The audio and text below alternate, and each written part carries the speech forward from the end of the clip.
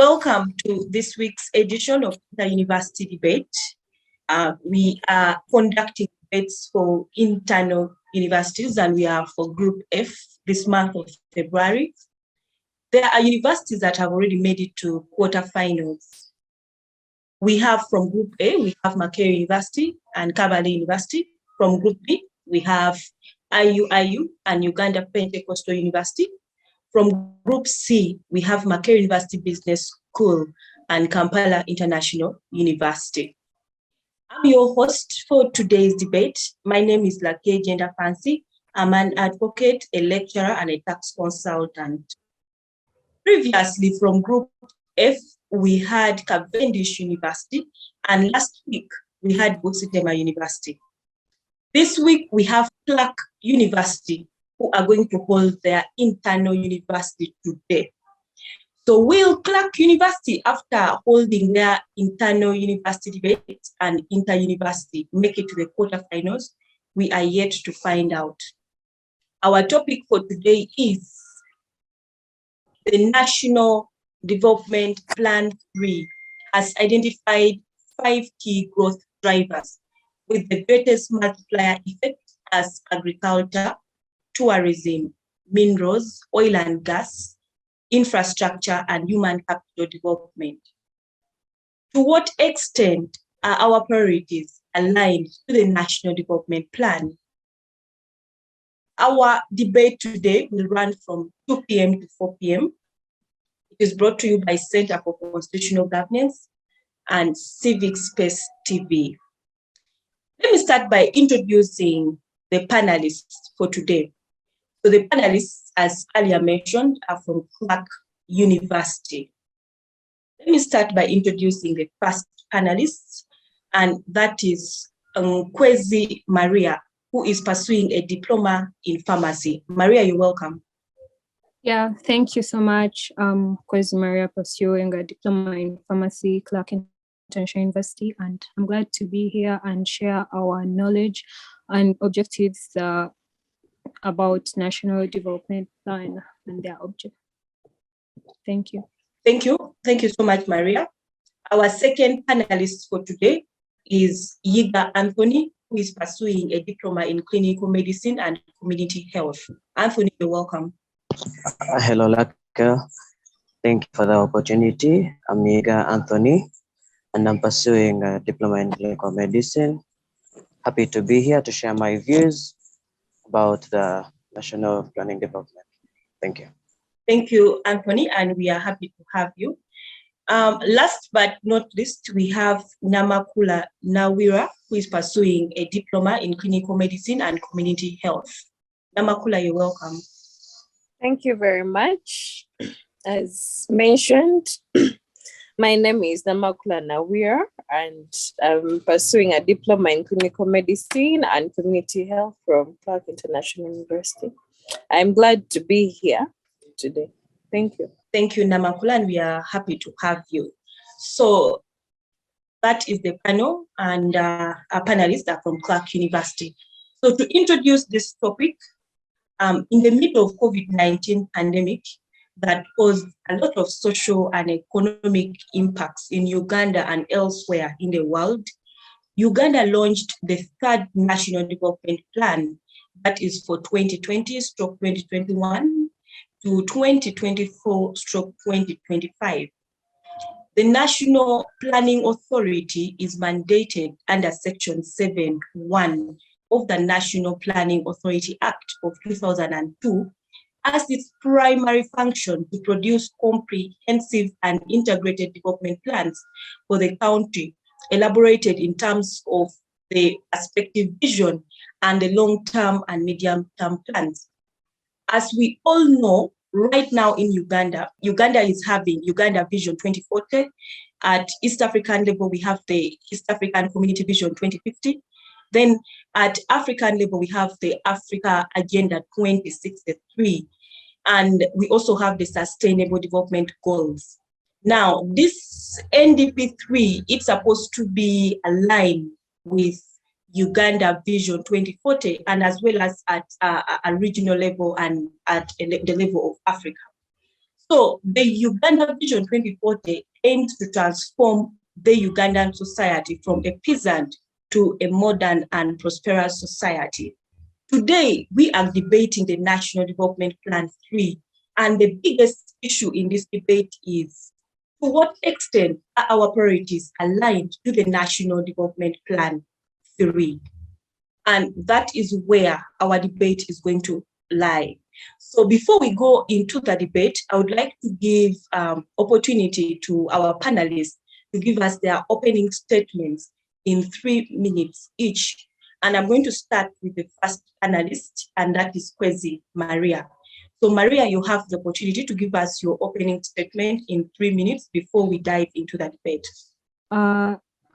We are here to talk about the National Development Plan 3 and what aspired in the National Development Plan 2. As we know that, first of all, the goal of this National Development Plan 3 is to make sure people in households receive enough income. It is about between the goal is up to 2040, and as a person, I feel like. Okay, Maria is off. Let us get an opening statement from Anthony. Okay, thank you. Thank you for the opportunity. So, in line with the National Development Plan 3, of course, the main goal of this is a subsidiary of the bigger goal of the plan of 2040. So, looking at getting back to the roots, we are looking on how to improve the livelihoods of people, looking on how to transform people from being peasant farmers to, if it's agriculture, for example, doing things at a level higher than subsistence farming. Most of the people in Uganda, for example, are able to grow food that is actually good enough for them at their family level. But then many of them have the land, but do not have the ability to actually grow a little more that can sustain them in terms of income. For example, if someone is able to feed themselves, yes, they are able to feed themselves, to feed their children, the people they stay with, but then they should also be able to grow a little more, which they will sell off to the markets and then earn something which will improve actually their livelihoods. Many people are living on vast lands. Many people are having, for example, when we get into animal husbandry, there are many people rearing animals that are actually of very poor quality. The animals are many and of poor quality, instead of which they could rear a few animals, but of really good quality that would actually help them earn something and improve their livelihoods. And then to add on a little more, life today is bigger than what to put in the mouth and how to take care of the stomach. So if someone is able to get food, yes, that's good, but they'll need other needs, basic needs, and then the additives. They'll have children that have to go to school, of which it is really hard or inappropriate to pick, for example, a head of cattle, take it to school in exchange for tuition. So these individuals will actually have to take care of these animals, get better quality animals, and get an income out of them so that they are able to facilitate other needs such as school fees, buying soap, getting sugar, and the likes. Thank you. Okay, thank you, Anthony. I can see Maria is back. So Maria, you can proceed with your opening statement. As saying, the National Development Plan, its goal is to increase household incomes and improve quality of life of Ugandans. And it will be pursued through many ways. And the National Planning Authority came about that through consultations with various stakeholders in order to come about with the way so that the goals and development plan 3 should be acquired by the time it ends. Yeah, that's it. So, Maria, let's hear from Nawiirah. Okay, thank you very much. As we all know, we are talking about the National Development Plan 3. And as for our topic today, it has identified 5 key growth path divisions, where we have the agriculture, tourism, minerals, oil and gas, infrastructure, and human capital development. So my opening statements would be, first of all, we need to know when. So this National Development Plan 3 was put in place earlier in 2020, that is July. And this is to run from the year 2020/2021 to the year of 2024/25. So literally it's to run for 5 years. And its vision is a transformed Ugandan society from peasant to a modern and prosperous country within 30 years. And the goal, as Maria stated, it is to see that there is an increased household income and improved quality of life of Ugandans.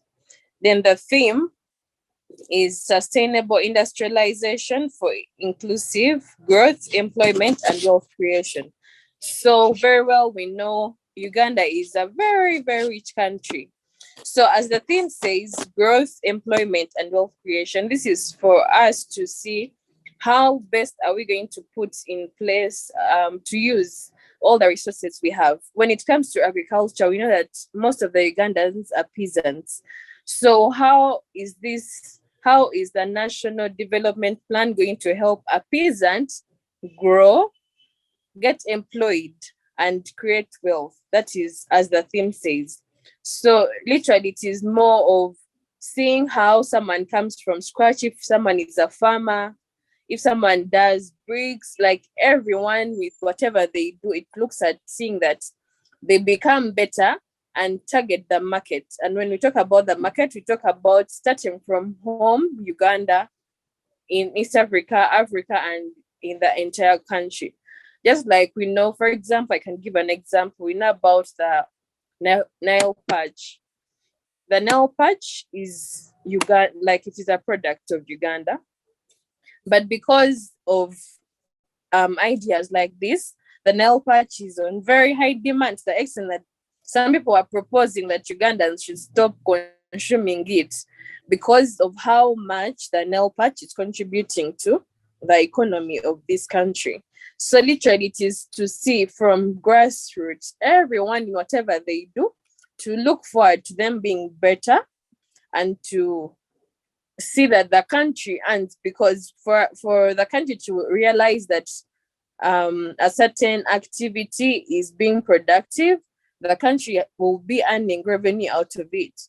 So at the end of the day, in every small thing someone does straight from home, whether you're a farmer, you make bricks, everything you have a factory, everything, we look at seeing that how is this going to be beneficial. If you're a farmer, you produce, let me say, maize. How is your maize going to help your neighbor? You're going to supply the maize to the factories. The factory is going to produce the maize flour. The maize flour is going to be exported. People are going to get food out of it. And when the maize flour is exported, the country is going to get revenue. And when the country gets revenue, it comes to that bigger picture. And when you continue having a high demand as well as the supply of your product, that means you'll need more people. So that means you're going to employ others. Other people will get jobs because of you. So that is what I can say about the National Development Plan 3. Thank you very much. Okay, thank you so much, Nawiirah, for your opening statement, and thank you to the rest of the panelists. So my first question will go to Maria. So Maria, let us start from the beginning. What is a national development plan and how relevant is it in this county? So as we're talking about the National Development Plan, it stipulates the country's medium-term strategic direction and development priorities. And through like implementation of certain programs to come about those terms, like the strategic plans that they have made across. That is how I can understand what a national development plan is. And they get it through and they can notice that through the achievements they've made after a certain part, like National Development Plan 2, once it was aired out, and that the amount of years that were there, and they managed to talk about what happened, and it's more of like the country at large and the population and how you can plan about the way forward and bringing the country towards a certain goal to prevent poverty at large, and also give most of the households in this country to earn enough income through the taxes paid, through the revenue. Yeah. And also knowing where our tax has gone through most of the plans that I've put across like in the country through that National Development Plan. So, Anthony, before the launch of National Development Plan 3, we had National Development Plan 1 and 2. So how different is National Development Plan 3 from 1 and 2? Yeah, so for National Plan 3, the difference between 3 and then 2 and 1 is that 3 mainly is coming in actually to solve what 1 and 2 really failed to solve. Of course, this being a plan, it is a sub-plan of the bigger plan that is where we want to propel the country where we want to propel the country at Plan 2040. So this one of 3, it is actually coming in to solve better some even of those things that were able to be solved by Plan 1 and Plan 2. Thank you, Anthony. So moving to Nawiirah, I would like you to start from where Anthony stopped. So what are some of the lessons that we have learned from National Development Plan 1 and 2 and have been addressed in National Development Plan 3? To start with, realize that, for example, in National Development Plan 2, it focused more on increasing sustainable productivity of everything. So you realize nothing much changes in our country's economy. Actually, what happens is we have always the same factors, but the way we deal with them becomes different. So Uganda realized that for the National Development Plan 1 and 2, it was a time of, they realized that, okay, we have so many people that do this and this because different Ugandans do different things. They realized that Ugandans had income inequalities. So these are things they wanted to put at hand. That is why they didn't stop at the National Development Plan 2 and opted for National Development Plan 3 that started in July 2020, and that is to run for 5 years, that is up to 2025. So there is need to eliminate poverty. They dealt with everything, starting from agriculture, industrialization, like every sector of the economy. But now why there is because so many things went pending, so many things went untouched, and even they realized that there is an increase in the learned people. That means the how should I call them?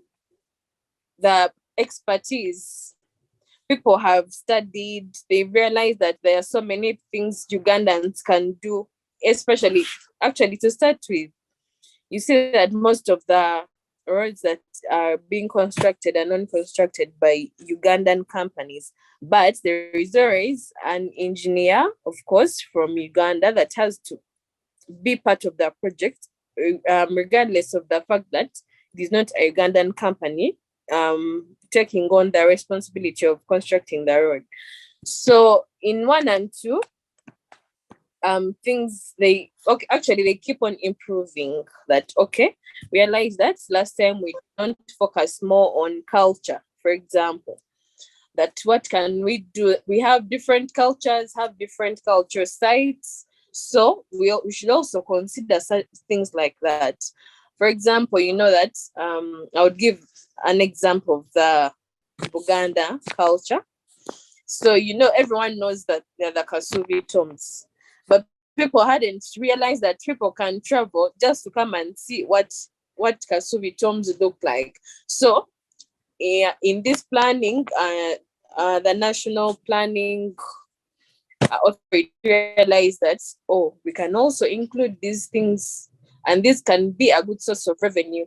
So it is just more of improving whatever was put in place, because the economy will always have the same challenges, but the difference in the challenges is how solutions are got. So you realize that at the end of the day, all the targets of these national development plans are to eliminate poverty, to reduce income inequalities, to use resources, and the key part of it is industrialization, because when we realize that even if it's agriculture, even if it is brick making, like everything can go to the biggest level of industrialization. So it is more of adjusting, putting up improvements on everything that plays a role in the economy of this country. For example, we all know they built the Entebbe Express Highway, and we all know the country got money from it got international, like assistance for it to build the road. But then it is until the time they realize that that so many Ugandans use this road, so many people need this road. This road is a very big asset, because we all know it is like one of the most expensive roads in the world. So they realize that people must pay money for this road, because many people use this road. And by the end of last month, that is the end of January, they collected 2.5 billion Ugandan shillings from the road. Imagine. So it's just more of realizing all the good things, realizing the resources, and putting them to advantage. So something could be, however minor it would look like. It is more of changing attitude, looking at everything in a bigger picture, seeing how best can this help the person doing it, their community, the country, for example, you have the East African community, Africa, and the world. So it just helps on modifying all these things are the same, the same, because they usually have a target. So that is why it is under the vision 2040 that we have these national development plans, and the one running right now is up to 2025. But then you realize we are having the economy is affected. Now we all know about the pandemic. The National Development Plan did not foresee the pandemic, because we all know it's a pandemic, it's just a natural calamity, it just happened. So I even think there will be National Development Plan because they'll look at, but we did not do these things in a period of 2 years, the economy was down. So when such they're called hindrances, whenever they come in, they put room for them to do another or to put another plan. So I'm very positive that there could be National Development Plan because of the pandemic. That means out of the 5 years, it's 2 years that have gone down. So imagine 2 years, how many things would have been done in the 2 years. So that is what I can say about it, the need for the National Development Plan 3. It just fosters, it is just to improve, to put things better where things went wrong from the first and second national development plans. So that is what I can say about it. Okay, thank you, Nawiirah, for your submission. And I can see you already putting National Development Plan 4 in vision. And the news is that National Development Plan 3 is just the third in a series of 6 National Development Plans. So we still have National Development Plan 4, 5, and 6 to go. So moving forward to Anthony. So Anthony, my question to you is, when you look at National Development Plan 3, let's put National Development Plan 1 and 2 aside for now. So we are looking at National Development Plan 3, and we can see it has 5 key growth drivers. We have agriculture, tourism, minerals, oil and gas, infrastructure, and human capital development. So my question to you is, which is also the main issue in this debate, to what extent are our priorities aligned to the National Development Plan 3? Okay, thank you. To begin with, all these stated issues, to begin with, agriculture, tourism, minerals, oil and gas, infrastructure, and human capital development. Without these, you do not have an economy. Especially when you look at the human capital development, it's human capital that runs everything. It's human capital that will, for example, come up with innovations of machines to do whatever you want to do. It's human capital that will run the computers. It's human capital that, for example, works in hospitals, the teachers, it's all human capital. So without the human capital, we do not have an economy. That is to begin with. And then these other things that come in, like agriculture, a population that is hungry will not sustain. That's one of the issues that can arise. For example, many countries have gone into wars specifically because of hunger. A good example is our neighbors in South Sudan. They had issues with just the price of bread. So without food, when you look at agriculture is mainly aimed at bringing food onto the table.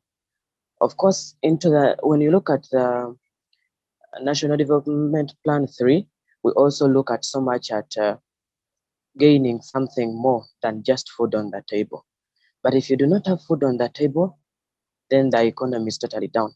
And still, in addition, when we look at Uganda, the backbone of Uganda is actually agriculture. We have very good soils. We have a very good climate.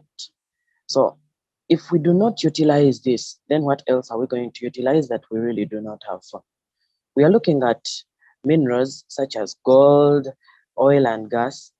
These are things that actually get depleted after a very short period of time. But however, if well utilized, they can actually transform the economy to a great deal. To begin with, when we look at the people employed in gold mining, for example, in Karamoja, they really are many. When we look at the people employed in Fort Portal side in the oil and gas sector, all the way from the ministry of the people working in the ministry, the people mining, the companies that are going to transport the oil, those that are going to build the pipelines, those that fuel our vehicles, all these people are employed in the mineral and oil and gas industry, which actually also helps in building of the economy. Then when we look at infrastructure, obviously nothing runs without infrastructure. We need the roads. We need the buildings, for example, hospitals, schools.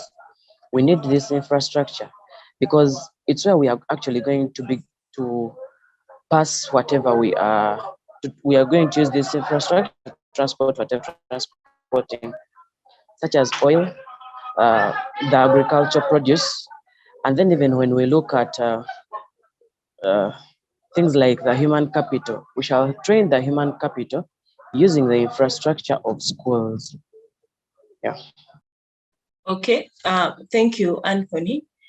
Let's move to Maria. So Maria, we are still on the issue of the National Development Plan 3 being aligned to our priorities as a county. So the question here is, to what extent are our priorities aligned to the National Development Plan 3? Yes, thank you so much. So to what extent are the national, where how it's aligned?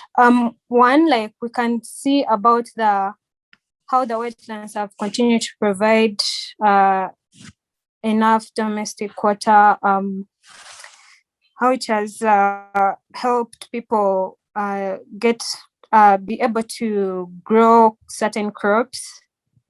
And we're talking about wetlands and swamps, because you can see like on the road to Masaka, they doing rice farming there. And the wetlands have been, they have been helped like, sorry, can you repeat the question? I think I haven't got it really well. Maria, the question is, to what extent our priorities align to the National Development Plan 3? To what extent our priorities align to the National Development Plan 3? Yes. We have certain programs that have been put across. You can, for example, the Regional Development Program, which aims to accelerate equitable regional economic growth and development. And one of the key reasons as to why it was put across is to reduce poverty in certain sub-regions, like, for example, like Karamoja. And there are other programs which were put across, like the governance and security program, to be able to, in case there are certain security threats like we had before during the pandemic, the threats. And through this program, we can be able to improve the way the security of the country at large, and also decrease on the corruption rate, because they'll probably get certain people who through corruption and they are arrested. And also there are many certain programs that were put across at large to be able to meet up with that. Human capital development program to increase the productivity of the population. And that will increase, the result for this is to increase labor force, because most people have no jobs. But if the capital development program, its aim, if it is to increase the population, like to get certain jobs, and also access safe and clean water and sanitation, and also social protection, that is one of the way forward. And also digital transformation program, some people can get direct jobs in that sector. Thank you. Okay, thank you, Maria. Moving to Nawiirah. So Nawiirah, we are still on how aligned our priorities to the National Development Plan 3. And the same question is directed to you. To what extent are our priorities aligned to the National Development Plan 3? Okay, thank you very much. Okay, to start with, as we see our topic of today, which identified 5 key growth drives with the greatest multipliers effect as agriculture, tourism, minerals, oil and gas, infrastructure, and human capital development. So, to what extent are our priorities aligned to the National Development Plan? So here today we are focusing on the National Development Plan 3.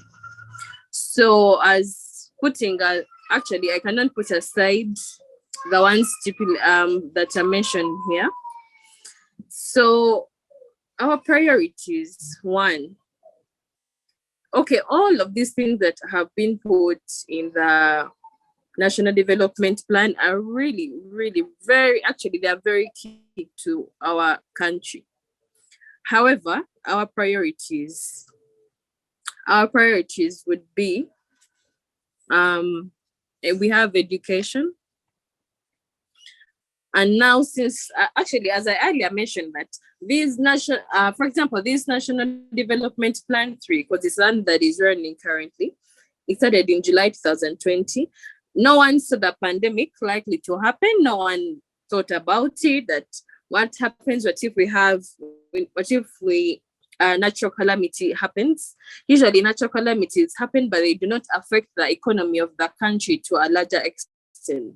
So now it happens that this pandemic was really a blow to us. And for me, I'm focusing on talking about Uganda.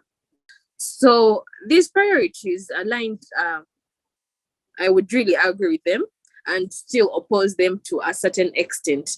Now, to a larger extent, they are very, very, very important. To begin with, we have agriculture.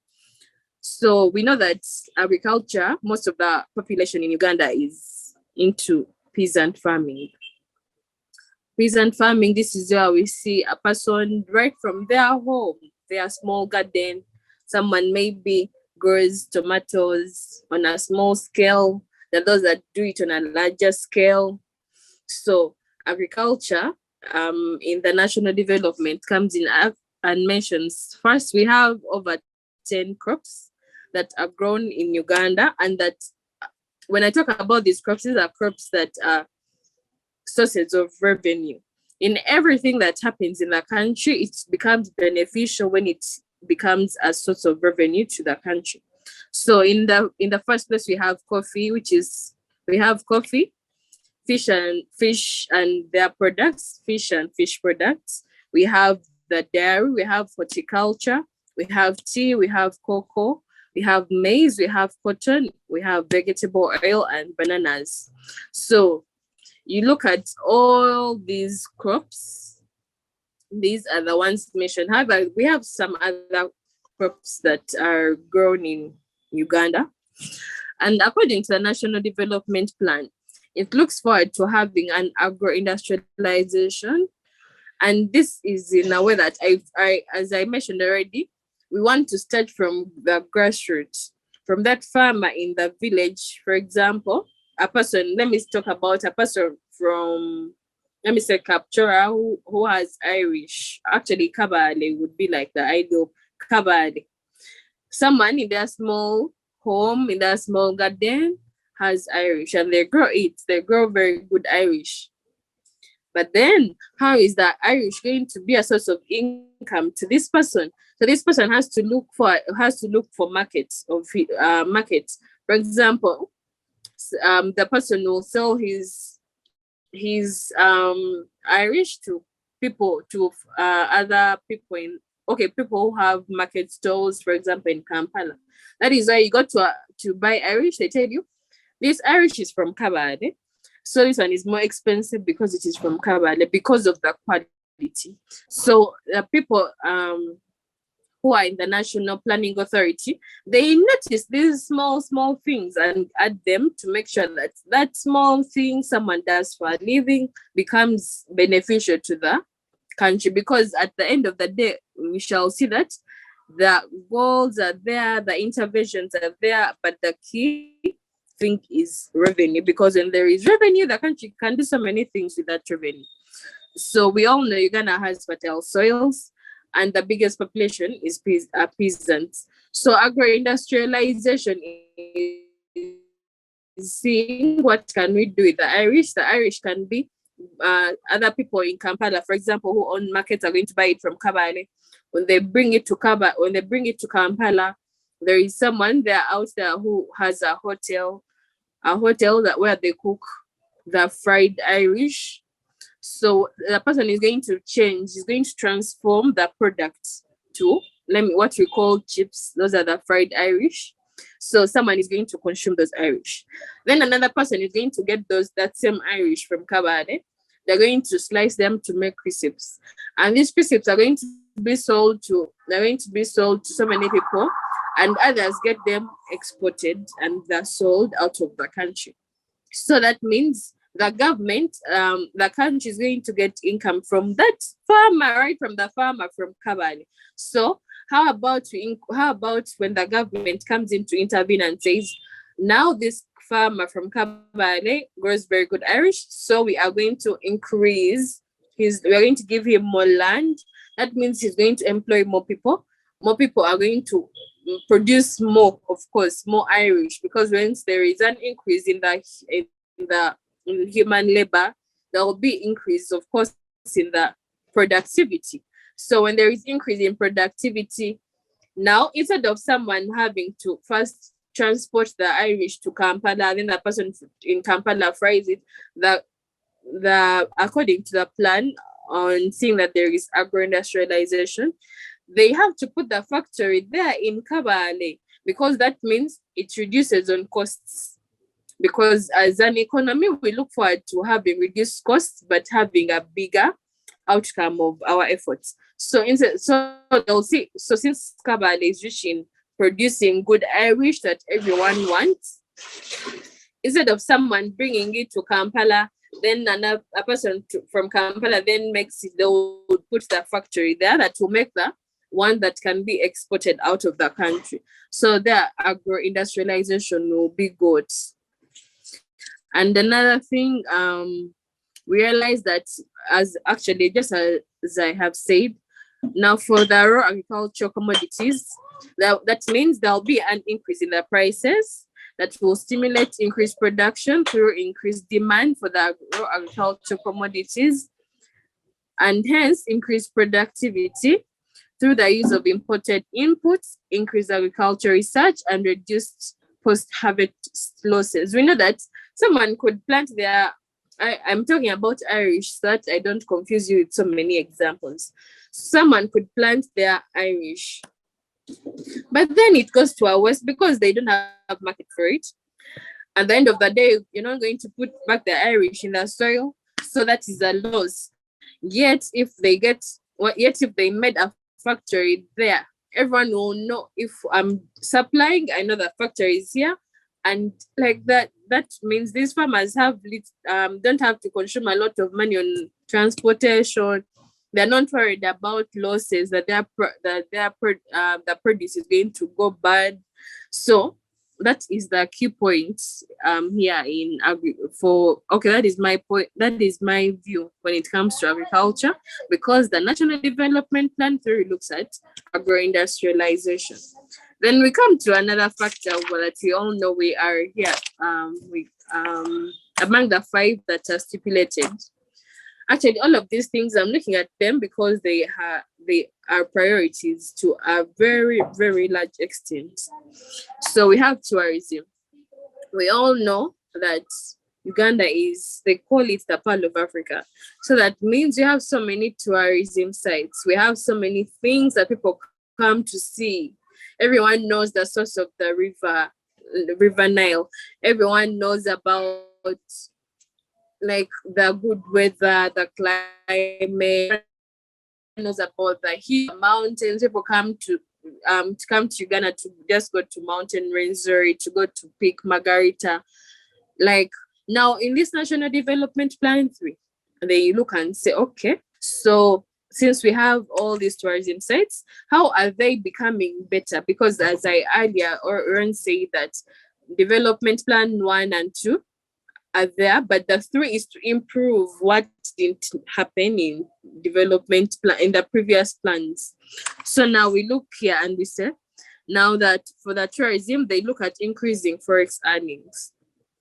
It should be remembered that, you remember during the lockdown, for example, they allowed tourists to come. Reason being, when you put hold to tourism, like that means you're not going to get good money, because when a tourist comes, starting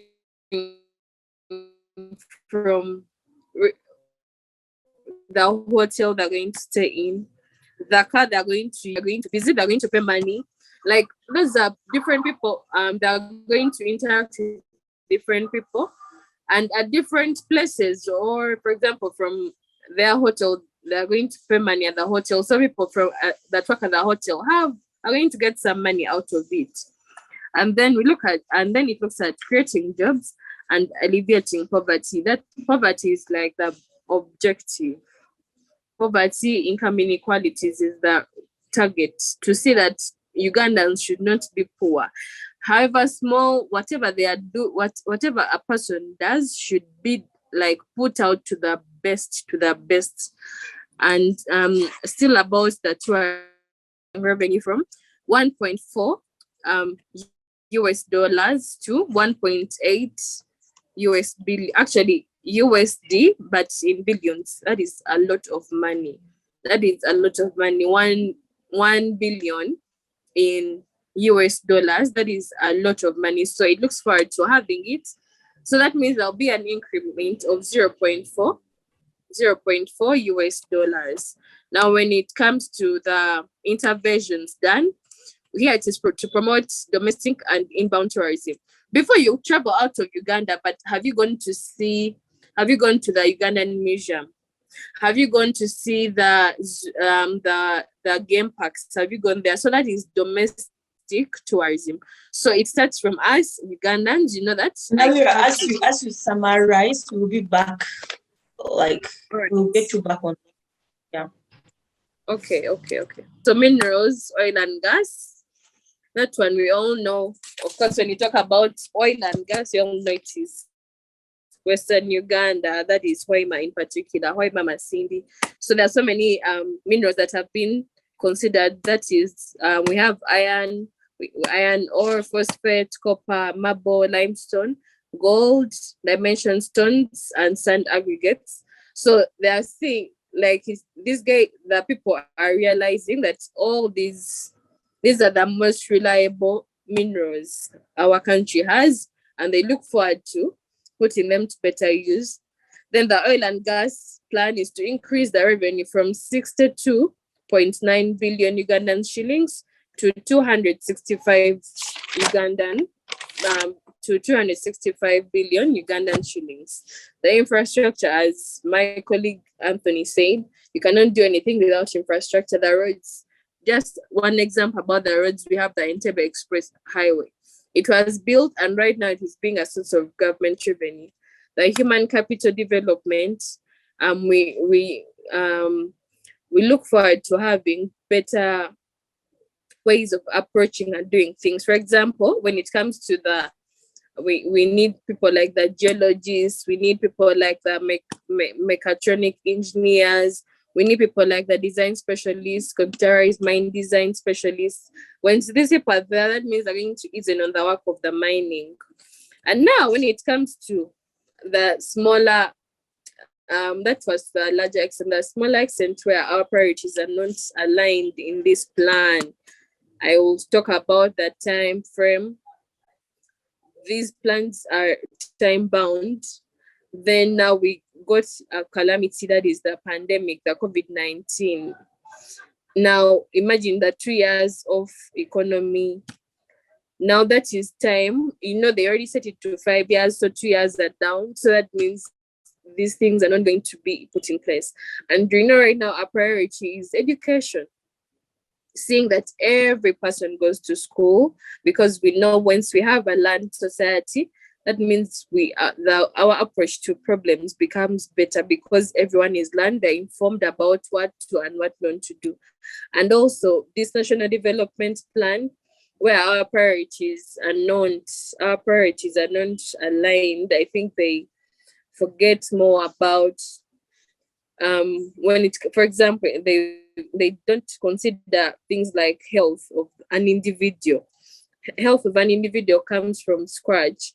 Are these people having toilets? Fine, you're a good farmer, but you don't have a toilet in your community. So those are things I think that a priority. Health should always come first. So I think, okay, that is my view. And being that this is a national development plan, this is something that has been read by so many entrepreneurs, so many stakeholders, government officials. I don't really want to oppose it, but I think our priorities were not aligned well. They didn't consider education and health. Those are the key factors. When people are educated, that means there's going to be reduced unemployment because people will have something to do. And when people are in good health, that means there is more productivity. So that is what I have to say about the alignment of priorities as per the National Development Plan. Okay, thank you, Nawiirah. That was quite elaborate. So moving to Anthony. So Anthony, let me start from a statement that was made by Nawiirah that since COVID-19 was not envisioned, the National Development Plan could not address the different issues that came up from COVID-19. Contrary to that, the National Development Plan Plan 3 was launched in the middle of the pandemic. So my question to you is, to what extent are the different socio-economic issues that were brought about by COVID-19 addressed by the National Development Plan 3? Okay, thank you. I would, however, say to a very less extent, because most of the issues addressed in the National Development Plan 3 are things that have actually been happening with time, even before the COVID-19 actually came in. So these are actually a little bit improvements of the previous development plans, whereby by then we did not have the COVID-19 in place. As Nawiirah has said, when you look at the reality of getting back to things like education, the health sector, these are things that actually so much influence the population, whereby without these, the population actually collapses. So these were not addressed in the National Development Plan 3. Of course, money can be made through uh, the five this agriculture, the tourism, the minerals, oil and gas, infrastructure, human capital development. But then without education, we might not so much go far. Yes, education somehow is catered for in the human capital development, but still the level at which it's catered for is not so much like stated out. And then when we look at agriculture and tourism, minerals, oil and gas infrastructure, uneducated people can actually not really handle these things. So when we get back to the grassroots, somewhere, somehow, the National Development Plan 3 really lacked a more direct way of tackling issues that actually affected people during the COVID-19 pandemic. And since it was actually released during the pandemic itself, they actually could easily tell or could try to forecast how far probably it could go. Obviously, no one knew exactly when it would end, but when we look at the previous pandemics that have been hitting different parts of the world, for example, when we look at the Spanish flu, it took some time. It did not go overnight. And then with COVID, when we look at, for example, where we are today, recently they announced that the third wave is actually over. But then there are still COVID patients in hospitals, which means them being there, there can be a resurgence of the pandemic. So to a greater extent, this development plan did not actually tackle the real issues that could actually help people come out of the effects of the pandemic. Thank you, Anthony. So moving to Maria. Maria, my question to you is, what are the things that were left out that you feel should have been prioritized in the National Development Plan 3? Thank you so much. The things I feel like that have been left out and should have been put in the National Development Plan. One of the things is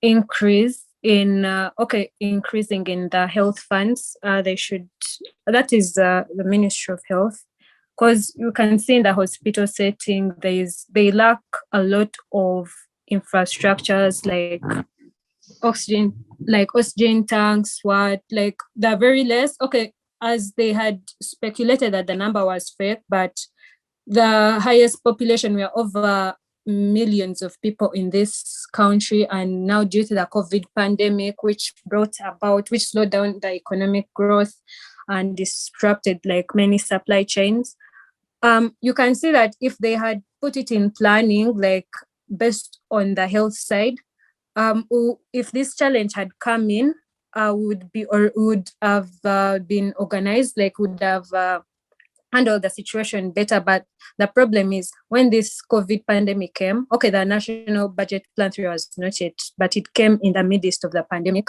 And even in the midst of the pandemic, they only talked about it, but there was no much effort that was put in it in case of it, because there are going to be more certain pandemics that may come in the future. But what I've noticed in the 5 days, there was nothing based on health, but it's more of the industrialization, agro-industrialization, oil and gas, and many other things. But the health sector wasn't tackled yet, which I feel like they should have put in some emphasis on to prevent certain pandemics from coming, like when we are not organized as a country.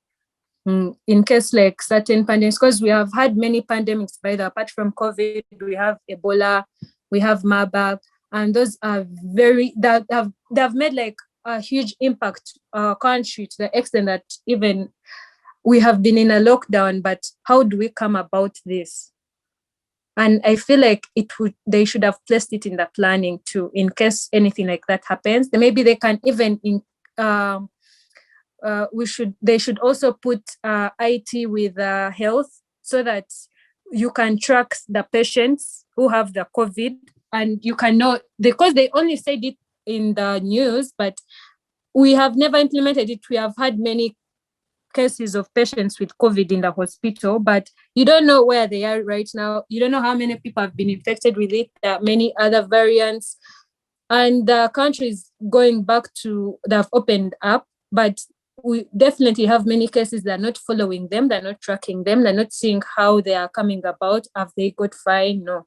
It is just that they have got the medicine, that's it, and that is really sad. So I feel like they should have put health. That is the one thing I feel like they should have added to the plan. Thank you. Okay, thank you so much, Maria. So moving forward to Nawiirah. So Nawiirah, let's go into the National Development Plan. Now, it has prioritized agriculture. Now, my question to you is, how do we make agriculture attractive to the youth? Thank you very much. Now, to begin with, like whenever there is something new the first thing we have to deal with is attitudes. Now, this is what I talked about, teaching or making sure that the biggest population of our country is learned. It is easy to explain or to put an issue across when you are talking to a learned person, because we assume, though sometimes disappointments can happen, but we assume that when someone is learned, their attitude is different, their understanding is different, they are versatile people. Now, the first thing I would change the attitude about the youth and agriculture, the first thing is we have to sensitize the youth. The youth being the greatest population of our country, Uganda, that means they have a very, very, very big impact on our economy. Actually, in particular, now agriculture. Once we sensitize these youth, we are going to teach them about the advantages of agriculture. We'll teach them in a broader way that even at home, you can be, for example, you can specialize in planting watermelons. Another person can specialize into rearing birds. So we show them that once we are sensitizing these people, we are looking forward to changing their attitude towards agriculture. Because, you know, when someone says I'm a peasant, someone assumes this person is very poor, this person did not go to school, this person has not made it in life, this person has really, you know. But yet we know, for example, we look at people who have grown up in families where they rear cows. That is part of agriculture. So these people, for them, their attitude towards agriculture is different, because since you have the cows, it is easy for you to grow the grasses that the cows will feed on. You know that you get money from rearing these cows, the milk, the meat, the skin, the like everything becomes a source of income. So we teach the youth and show them that you can make money out of agriculture. So apart from sensitizing the youth, we are going to give them funds. Because once you feed someone with something, once you tell the youth that, you know, agriculture is good, yes, you can do this, you can do that, then what next? They don't have a plan, because you're initiating something that is new to most of the youth in our country. So once we stipulate funds to these youth, for example, we all know we have the National Youth Council.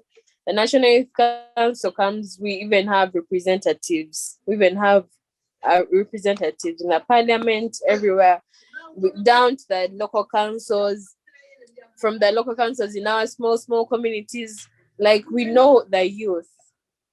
So we are going to, there is need to stipulate funds. Funds are going to help the youth. After them being sensitized, someone is going to make a choice. So someone will say, me, I'm going to do rabbit farming. Another person is going to say, hey, me, I'm good at, I love watermelons. I have ample space for watermelons. They're going to focus on doing what they love. And because at the end of the day, we want them to make money out of agriculture. So that is my second view about how we can introduce agriculture to the youth. Another intervention would be, apart when you give them the funds, most of them, they need the market, open the market for them.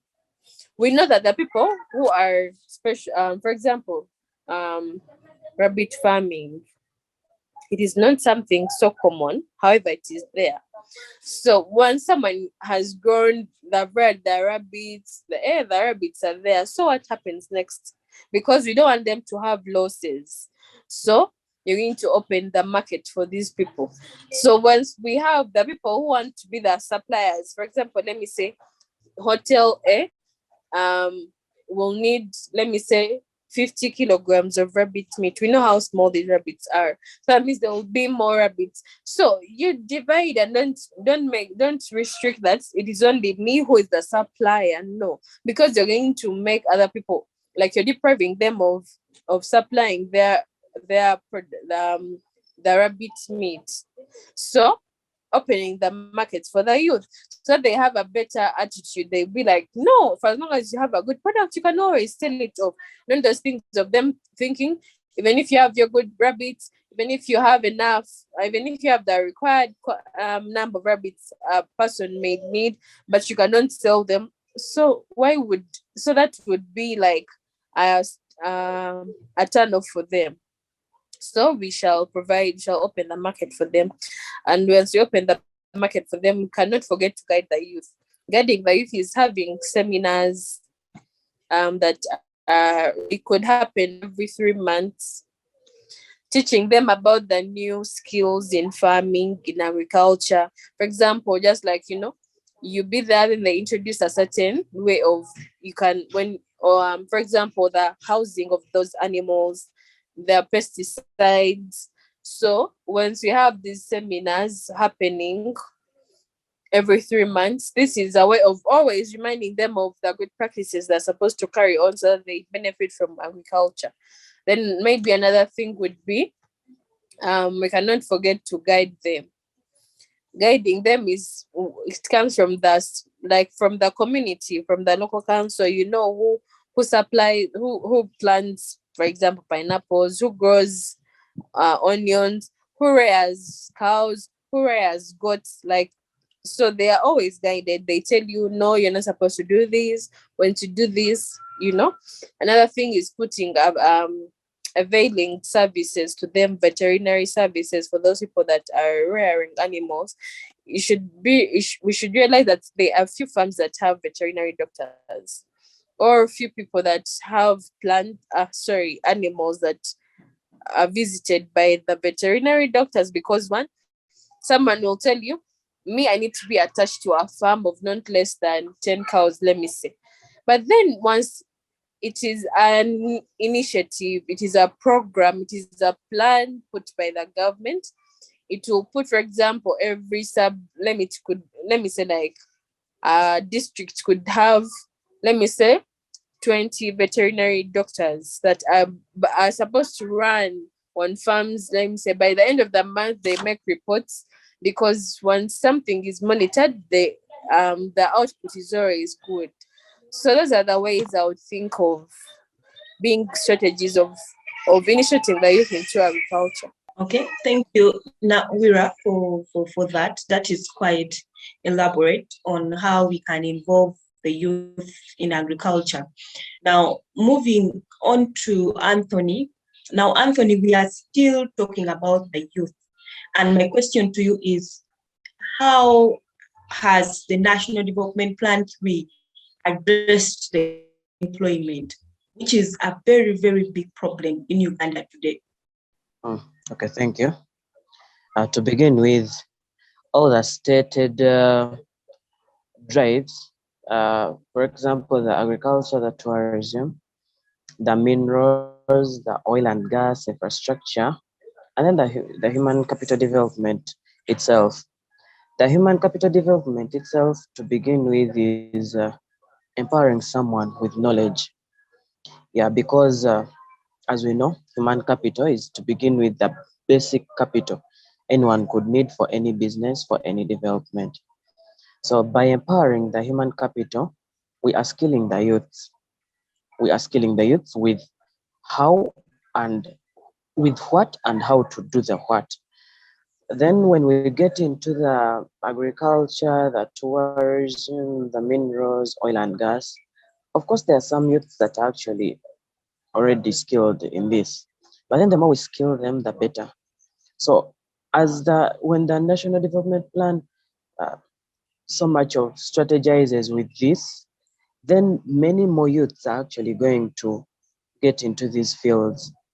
And the more youths that get into these fields, the more knowledge they get, the better for the economy. Though sometimes the challenge we have is the issue of brain drain, whereby those that actually have gotten the skills fly out and then go to other countries to work. That is also addressed in a way that with improvement in employment, there will be more improvement with better salaries, better standards of living, and then the number of youths that are unemployed will actually reduce. When we look at, for example, things like agriculture, today many youths look at it as some look at it as a punishment. Some have grown up actually being punished in form of doing agriculture. So we need to look at it more in a better way, that many people, those even that have come out, the ones that have been successful through the agriculture, are given platform to actually showcase, to show these youths that it's actually very possible to be rich, to be where they are now through agriculture. So through the National Development Plan, when these the agriculture, the tourism, minerals, oil and gas are actually so much looked at, then more youths are going to be employed. Then when we look at tourism, most of the people actually engaged in tourism are youths. So when we develop the tourism sector, many more youths will actually be employed, especially the girls, the females, because when we look at people like the waitresses, the cateresses, then the waiters, the drivers to do the transport of the tourists, then even in the lodges where they stay, those that clean, those that the room service providers, all those are youth. So the more we develop these sectors, the better for our youth to gain more employment. Thank you, Anthony, for that submission on how the National Development Plan 3 addresses issues of youth unemployment, which is now a very, very big problem in our county. Now, moving to Maria. So, Maria, we are discussing the National Development Plan 3, and someone might sit and say, wait, to what extent does Uganda even respect these national development plans? So that is where we bring you into the discussion. So to what extent does Uganda as a country respect what it sets out in the national development plans? That's the big question. I think I'm going to categorize it based on the people. So to what extent have the people respected the National Development Plan 3 before we even reach to the thing? Most of the people, at a higher percentage, many people don't know about the National Development Plan 3. If we look at Uganda at large, only the people who have actually access to it are mostly the ones who are equipped with knowledge, who are educated, who follow up. Even people can follow up the news, but the problem is they may not understand what it is, because the highest population, most of us, okay, since we're even in the pandemic, we have spent 2 years in the pandemic, and people have just gone back to school. So the highest rate right now, people are now focusing on getting money. People are not so much focusing on the news, unfortunately, but the people who are respecting this National Development Plan are few right now, as I can speak on how I see things, how you can even view people around the society, that is not what they're about. They even don't know what it means, apart from us, like a bit who are educated about it. So us who respect it, a few will definitely would want the best out of it, would want everything that they've planned about it to go through. And by the end of the term of this National Development Plan 3, as we had stated about it, that given period, people would expect to see some changes, but there's a problem of corruption, So some people might know about it, but people will not respect it just like themselves. They feel like, why do we need to respect it? We can get money out of this plan and we can use it for our personal gains. And why do we need to make Uganda, improve, yet we can actually be rich and get many things out of this money? So some people may not respect it. Us who might respect it may not have power to probably put in place in those plans, because we don't have the power. We just listen to that. And yeah, that is it. So us in the health sector, we'll try to be treat people, yes. People in the agriculture sector, the youth, or the people I need, like in the coffee business, like the biggest rates, like those good crops that are on market, even international wise, like coffee, people will try to invest in it, but those are very few people. Those are very few. And the youth, as we had even talked about before, that there is a huge unemployment because of the certain programs that have taken probably in the university. Others have dropped out of school. They'll go to maybe to the car shops, and a few might go in these ones whereby they can see that there is income, because they're not aware of which part of the sectors that will gain more income. They will feel like, yes, crops, they can go and, or animal industry, the animal husbandry, they will get money, but where will they get the money to buy the goats or the cows? So unfortunately, they'll go to other places which are cheap, so they can get some income for the day. They will not see the bigger picture because they lack money since they're unemployed. So respecting this National Development Plan 3, I believe people are going to respect it. The problem is that people are going to gain out. They're going to gain out of it in a wrong way, like using it for other beneficiaries. And some people might have to respect it, because in the end of the day, some things have to go in place. Now, for example, the Entebbe Express Highway is already in place, and that was you can see in the National Development Plan 2, that is one of the things they wanted. So by the time the National Development Plan 3 is in place, it was already done. Coffee, we can talk about the coffee side. We can talk about the tourism sector is still lacking a bit, but I believe that since we as a country, we have Uganda Airlines, so we can make transport easy for tourists, like from other countries to come to here, and they take them to specific national parks so that they can probably support us through tourism sector. Labor wise, the youth, since us, we are the highest number in this country. The problem is most of them actually don't know about the national development. So they won't respect it just because they don't know it, because they are actually about other things and they're not educated wise. Because I would actually love it more if they would probably go through schools, and talk about it apart from the news, because some people don't access news. People are at school, but they are not watching news. They're in class right now. So if they would put it through the curriculum, every time the National Development Plan is out, they should put it through the curriculum so that people will be able to know, even the young ones, so they can reach home, advise their parents and that is how the economy will come up. But on the side of respect, yes, it is there. People are going to do it, but the higher percentage is people are not going to respect it. First of all, there is lack of knowledge. Second of all, people who know about it will probably use corrupt means so that they can use the funds to do other things which are not important. They will not mind about the country, but they will mind about themselves. That is the sad part. And then some people who would have had the capacity to do something about it do not have the power. They have been probably, some of them have been refused, some of them are detained, some of them are tortured, like when they try to say something right, they don't. They just shut them down. And that is really sad about our country. Yeah, that is all I can say. Okay. Thank you so much, Maria. Now, bringing Nawiirah back into the discussion. So, Nawiirah, when you look at National Development Plan 3, it discusses issues of macroeconomic strategy, and specifically, I'm interested in debt sustainability. Now, Uganda has debts, and I think it was you who talked about the money that was got to build Entebbe Express Highway.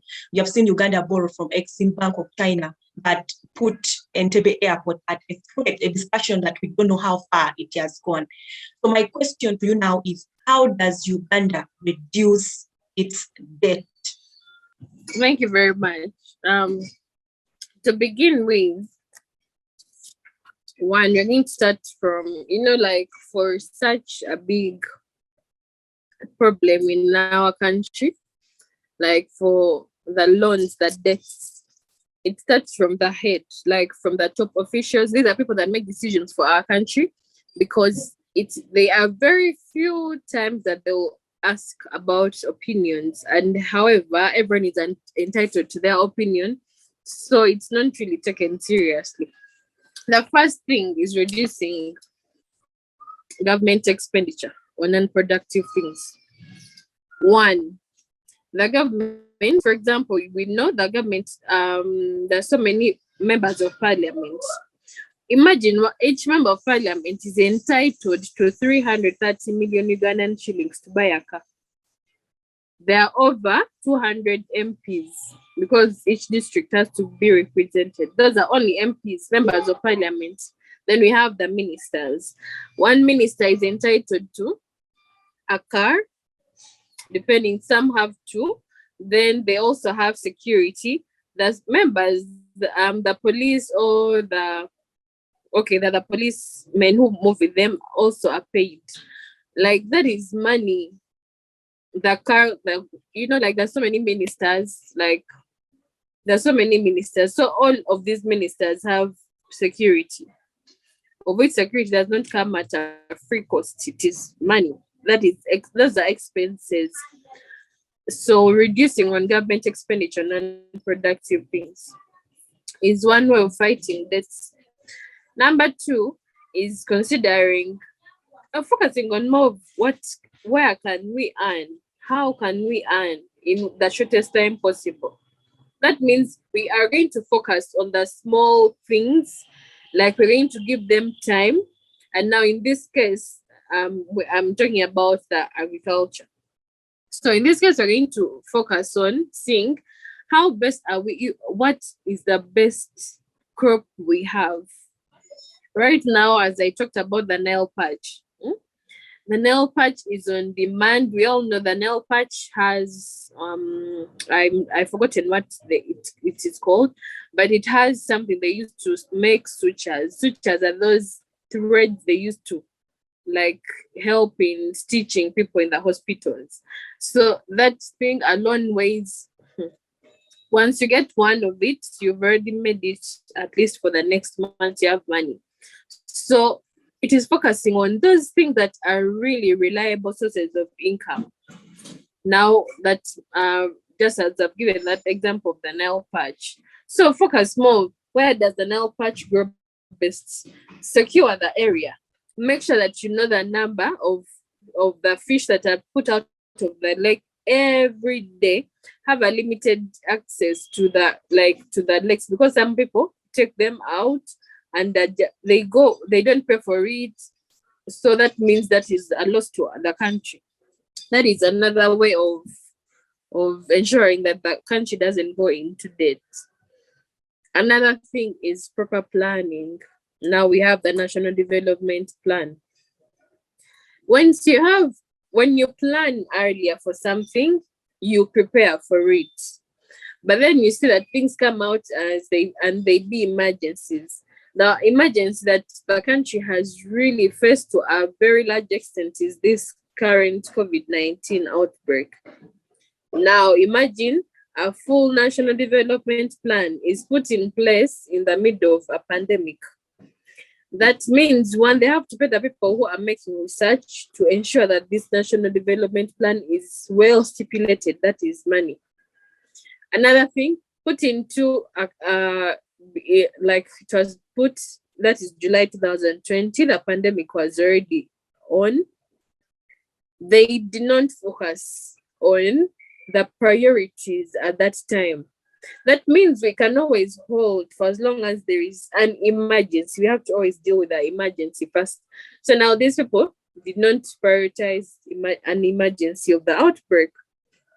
So it is so hard that they're going to, now imagine they came about the COVID task force, that is money. Yet they would stop, all these other projects would be on hold and they first plan for the pandemic and see how people are going to survive, how are we going to go about it. We need vaccines. How can we get the best vaccines? We need people are starving. How are we going to give them good food? And for like at least everyone should be assured of 2 meals a day. So that is poor planning. So when there is good planning, they will not know we need to regulate on the funds that we are putting out. So those are some of the ways how the government would ensure that it doesn't go into debt. And another thing is the economists, because these are people that tell the president this and this, that sit with the councils or the organizations responsible.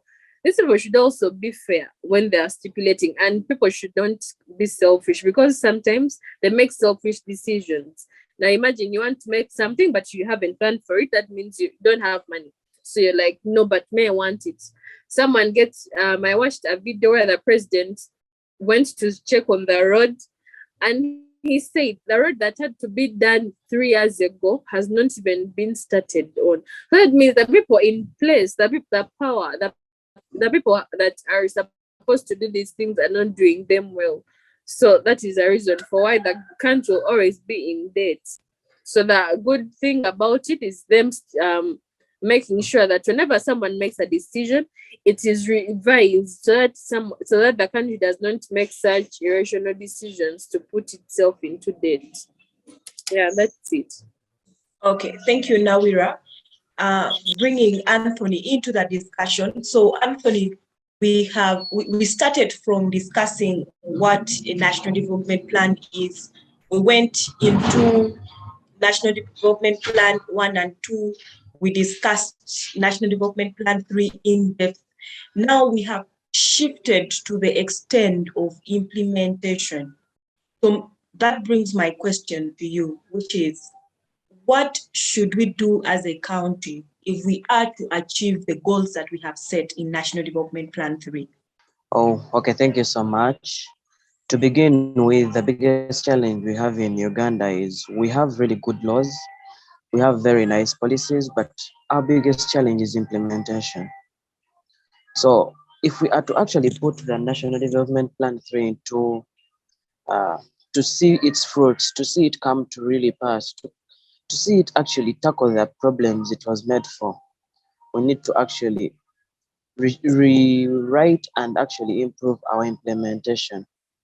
Yes, the policies are really there, but then the staff actually entitled to do the implementation is not willing to do so. So the main issue to begin with is implementation, and then follow up. A lot of money is really released for all these programs. You'll find the Ministry of Agriculture really receiving a lot of money for the implementation of all these things. And then when you get to the ground, for example, uh, recently around a year and a little more months, they were giving out coffee seedlings. But the quality of coffee seedlings they were giving out was really terrible. These are the coffee seedlings that actually take 8 to 9 years, sometimes even without flowering. So instead of actually improving the people's livelihoods, somehow they are actually limiting people, because someone would actually do some other hard work, labor, get some money, and plant the proper seedlings. Instead, they actually go for those funny ones, and they actually then they are confined in poverty.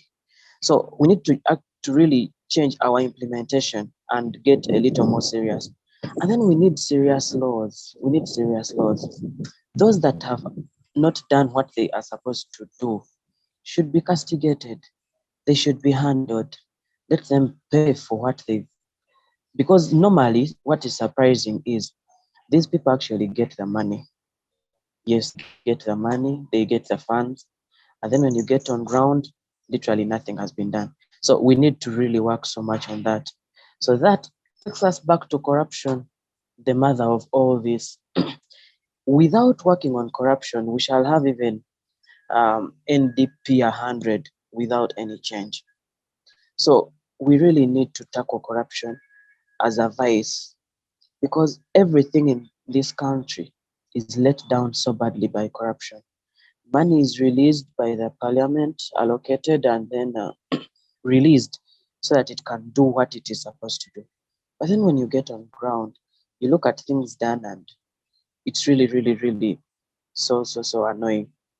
Then when we get to issues like infrastructure, there are times you look at the infrastructure constructed and you really get astonished.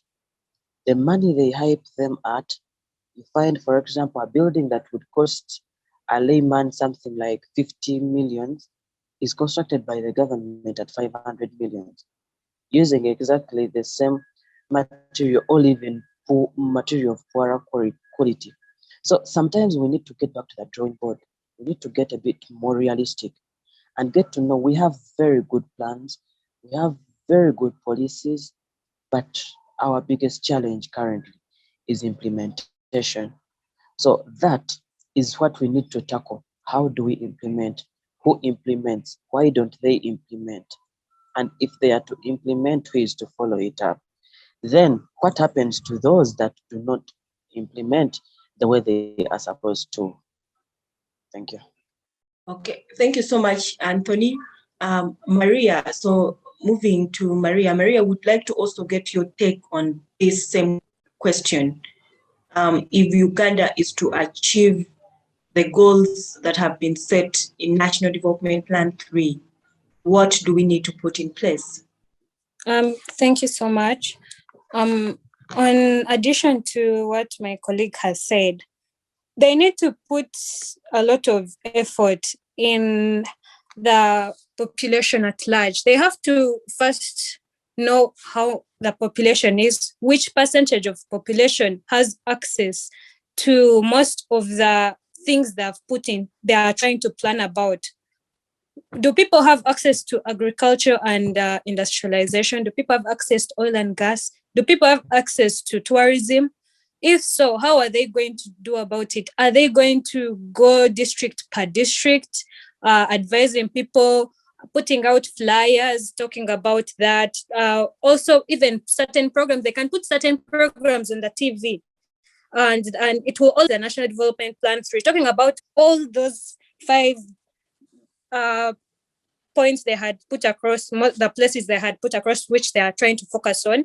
For example, like agriculture, they should talk about it. They should also advise people accordingly, like people who are interested in doing agriculture, because some people are not interested, not because they want to, maybe because they don't have a passion for agriculture, because some people can just take to the garden and they will not do something. So some people require the passion for it. Some people have probably the passion of tourism. Maybe some have the passion of oil and gas, but you see now in oil and gas, it is more specifically for people who have qualifications. So some people will not have a chance to probably get a chance to work there. Yes, there's actually good money since they've already signed the deal off. And yeah, they're advising actually people to go to oil and gas. But how will you go to oil and gas when you're qualified, when you don't qualify? So you'll be limited.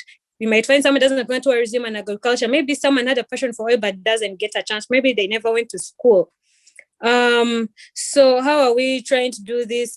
They have to strengthen the public investment management. They have to, in some areas, like for example, the ministries, like maybe the Ministry of Land, the Ministry of Tourism, they have to go there, they have to talk to them so that they can implement the laws.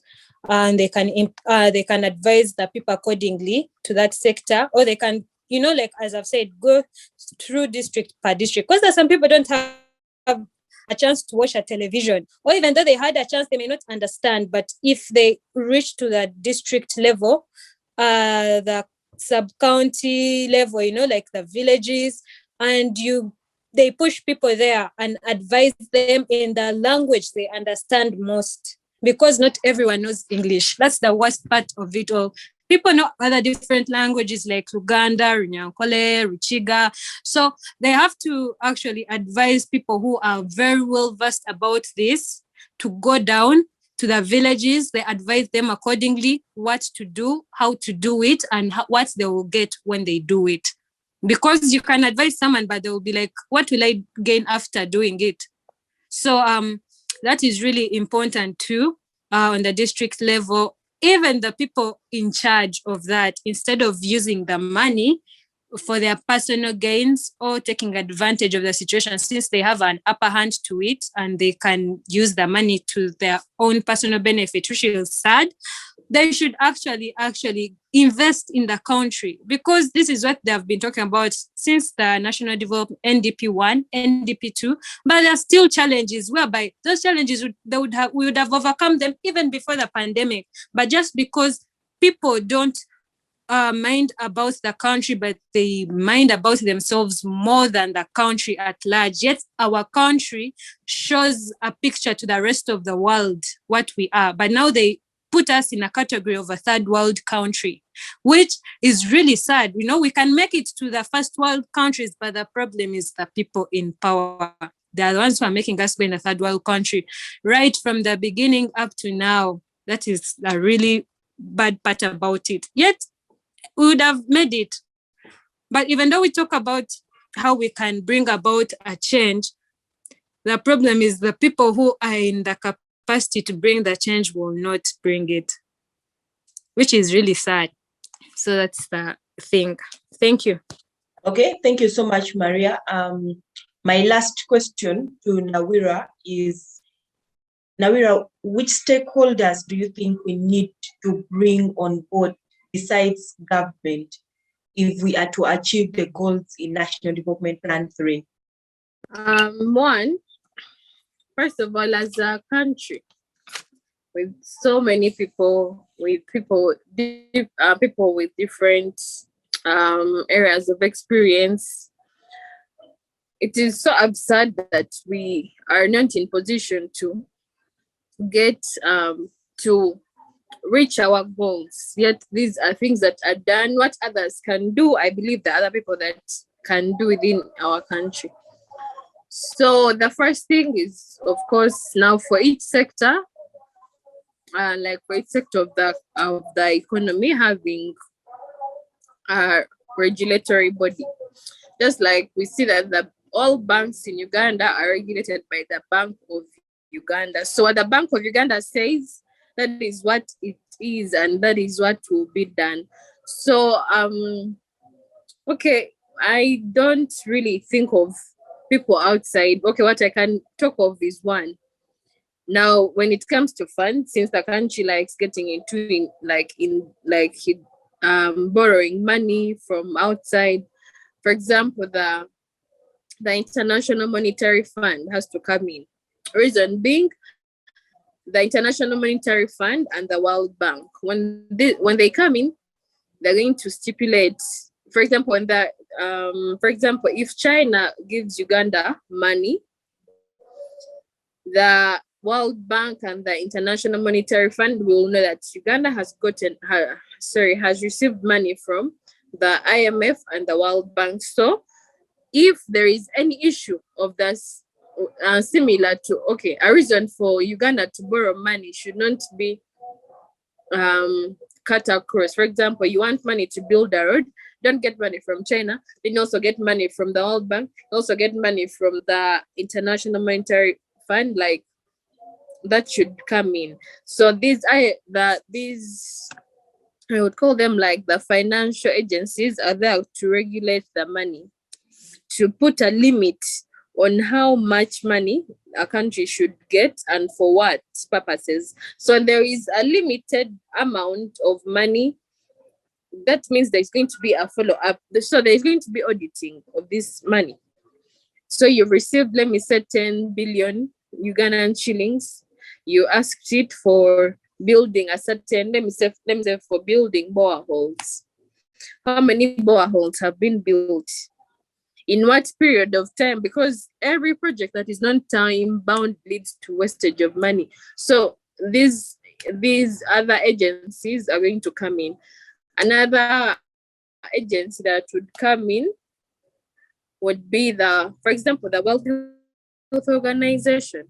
The World Health Organization always stipulates rules, it puts up new policies, it educates us on the new things that put like around. For example, we have recently there was a drug that was common. Actually, even now it is still used, but they realized that many people are becoming resistant to that drug.